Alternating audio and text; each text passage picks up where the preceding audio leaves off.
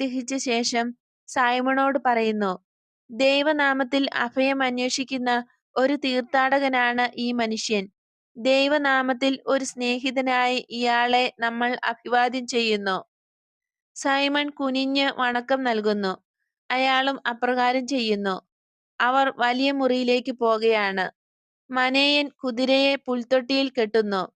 ഈശോ ആംഗ്യം കാണിച്ചതനുസരിച്ച് ജോൺ കുറച്ചു പുല്ലും വെള്ളവും കൊണ്ട് ഓടി വരുന്നു. ആകെ ഇരുട്ടായി തുടങ്ങിയതിനാൽ പത്രോസ് ഒരു ചെറിയ എണ്ണവിളക്ക് കത്തിച്ച് അതുമായി വരുന്നു.